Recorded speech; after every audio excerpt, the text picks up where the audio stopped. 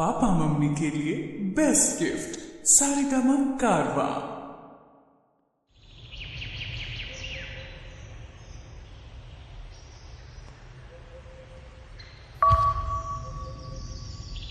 Hello, कहाँ बने रहुआ?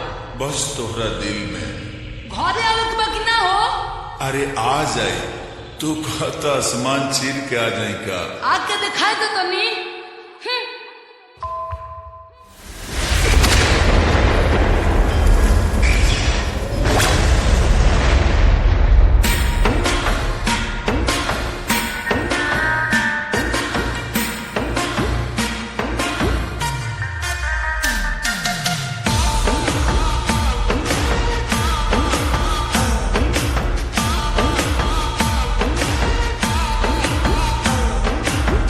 नकिया चढ़ले बाड़ू, मुहावा फुलौले बाड़ू, काहे बिछौना गोरिया लगे बिछौले बाड़ू।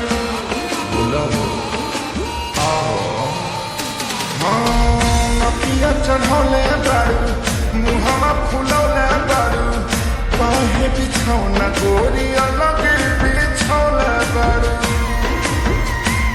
तो काहे खिसियालू धनी कोरवा में आजा, बना तनी ना जा। रात है बगान हवा कोरा है राजा, झक झोरा है राजा, कमरे में पीर बड़ा झोरा है राजा, कमरे में पीर बड़ा झोरा है राजा, कमरे में पीर।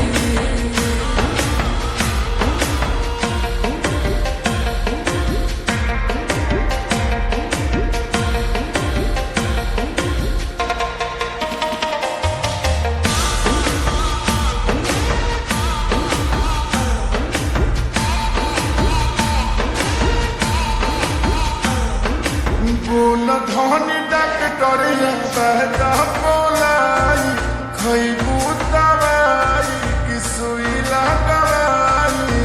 दिनवा में फल फल विटामिन खियावेला, रात में नरजी को खाला चकावेला।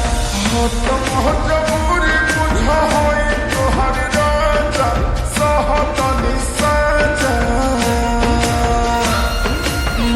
थका दे हो पूरे पूरा रे राजा, मधुर रे राजा, कमरिए में पीर बड़ा जोरा रे राजा, कमरिए में पीर बड़ा जोरा रे राजा, कमरिए में पीर।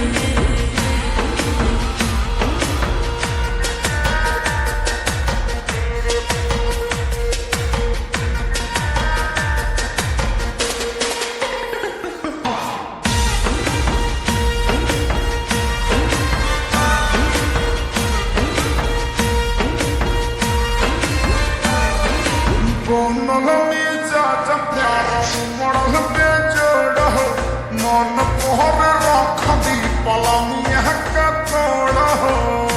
कहीं वकील खुद दोम तारा जहाज हो, पहली रे जगवा बोम तारा नीर लौज हो। प्यार कोहरे तो